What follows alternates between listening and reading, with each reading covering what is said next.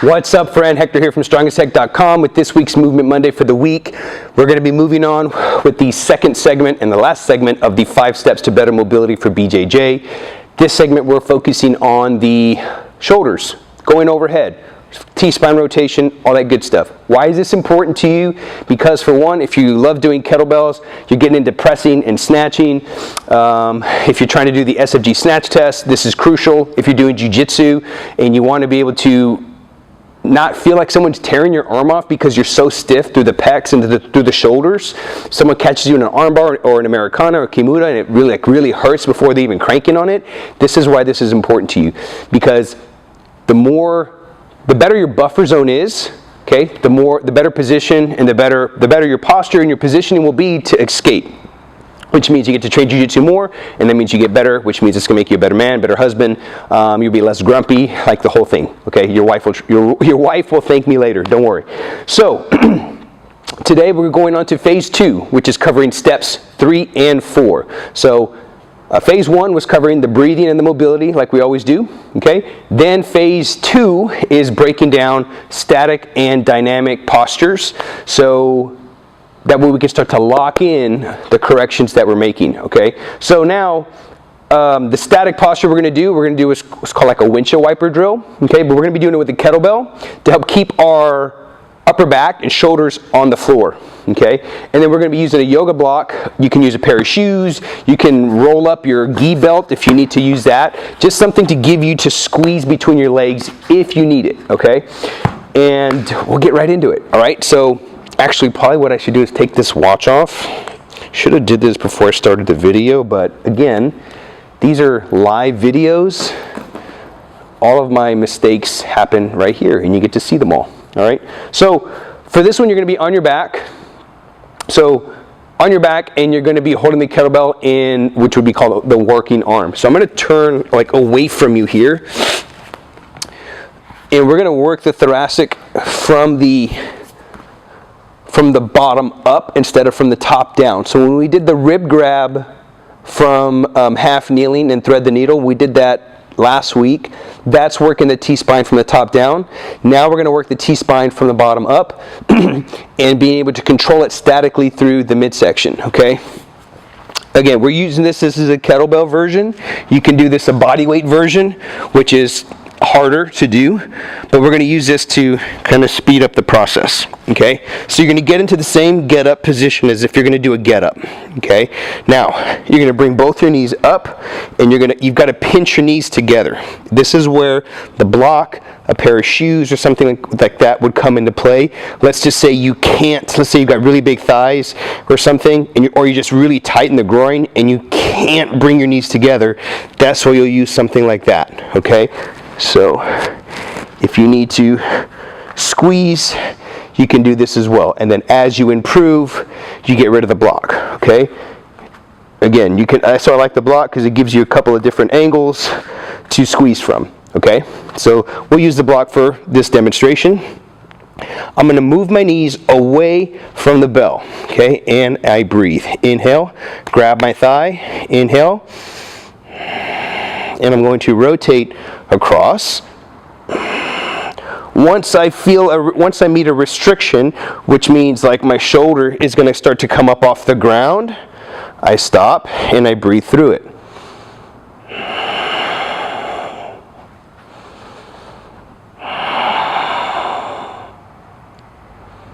Eventually, you'll be able to get your knees to the floor. Again, you want to keep your knees connected by squeezing the block.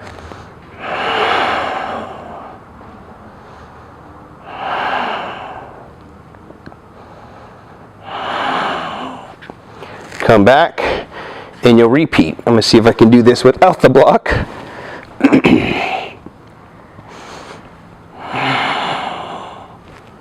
Little restriction.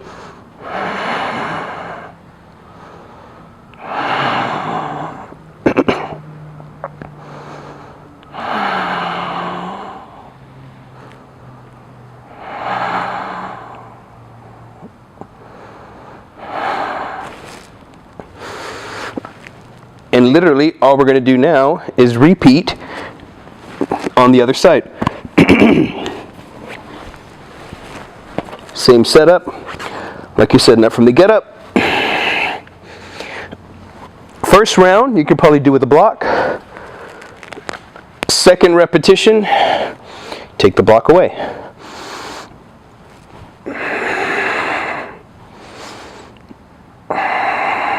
So I'm already feeling a restriction. And again, you may notice one side is not as mobile. That's okay. You work through it. And this is how you statically control your dynamic lower body, static upper body.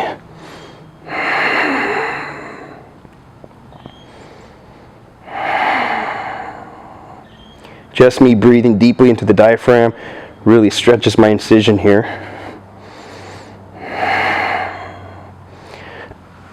I'm going to try it again. This time I'm going to take the block away.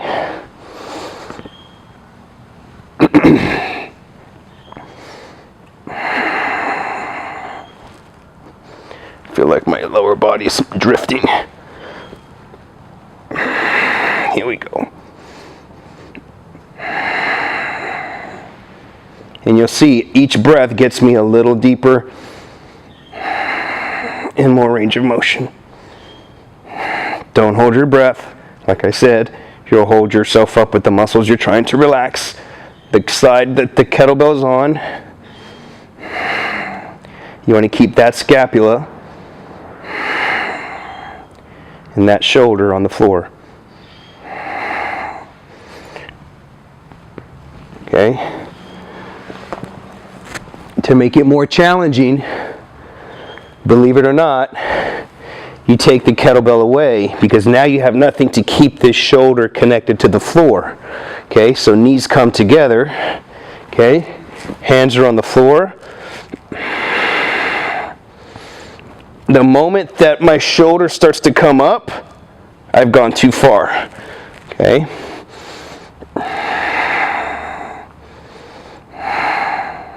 Right there, that's for me.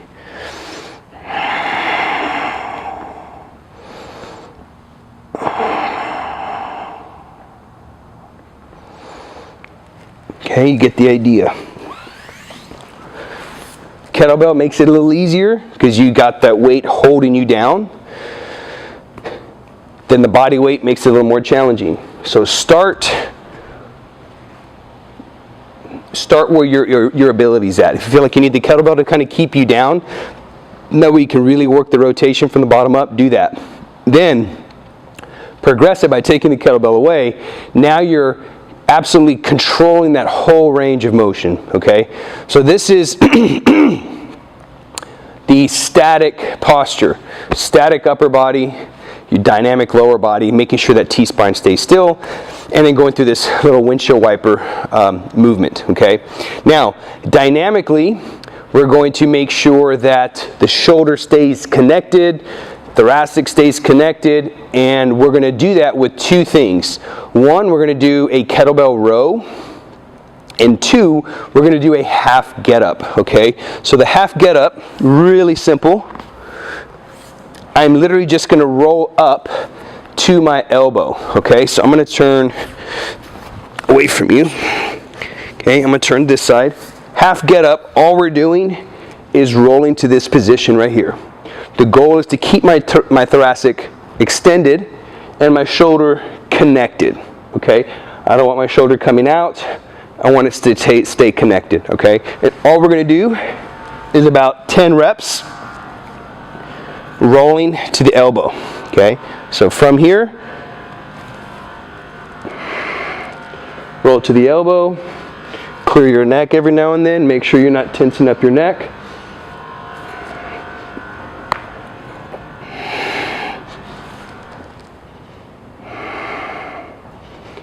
And you're going to do about 10 to 15 of these.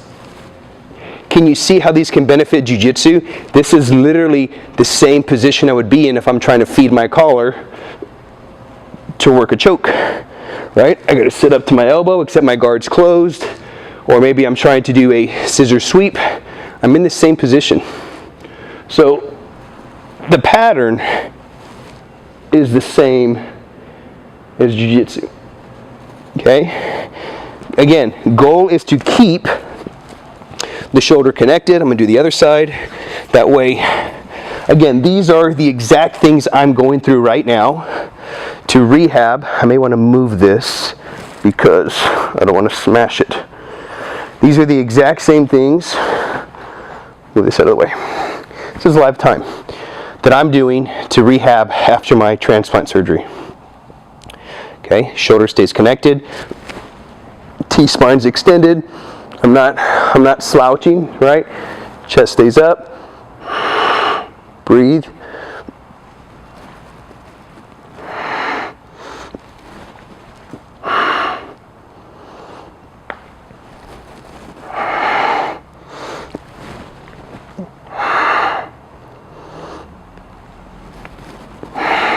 Okay.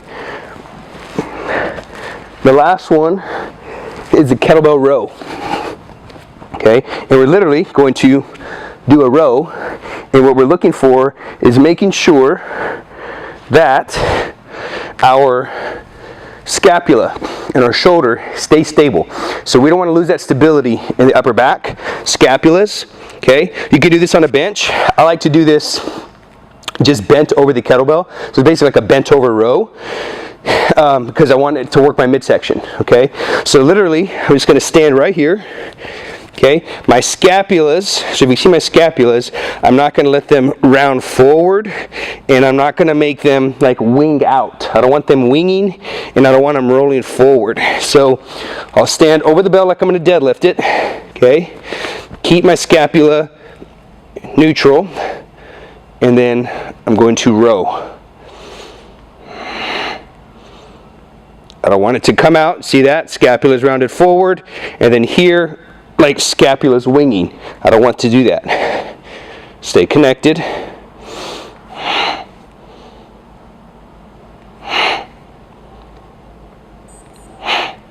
I'm going to face you.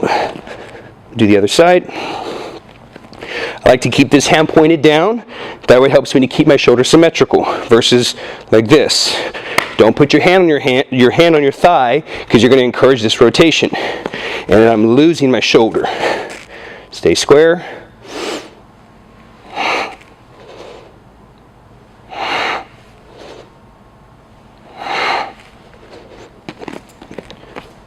"15 reps per side." I'm already sweating. That's going to help work. Make sure that the shoulder blades stay stable. You're not dislocating your shoulder. It's not going to dislocate, but you don't want that disconnection. You want to stay connected. That's it. You need one light kettlebell to go through this drill. You can use a dumbbell if you need. If you don't have kettlebells, you can use a dumbbell. Always start your practice with breathing. This one we're doing the breathing, knees up, hands overhead. Then today we went through static control, okay? Controlling the T-spine, windshield wipering with the legs. Using the kettlebell or not, adding the block if you need it. Then we went on to step 4, which is the row and the get up. Okay, the row you can use a bench if you want to. I like to do it where I'm just kind of like in the deadlift position, because it really lights up my midsection. Again, you want the shoulder to stay connected. You don't want to give up the scapula. Okay, and that's it. Next week, we're closing out this whole entire 2-piece segment on 5 steps to better mobility for BJJ. We're going to be closing out the strength piece and how to lock all that in to make sure that the shoulders, the thoracic, all that maintains everything that you worked really hard for. And that way now you can just go through maintenance and make sure it stays intact. All right. So if you have any questions, leave me a comment below. If you're enjoying the videos, be sure to subscribe. And there's a couple of other videos you can check out here from the previous phases and segments of 5 steps to better mobility for BJJ. That's all I got. Have a great week, and I look forward to seeing you next week. Again, Hector with StrongestHec.com with this week's Movement Monday for the week.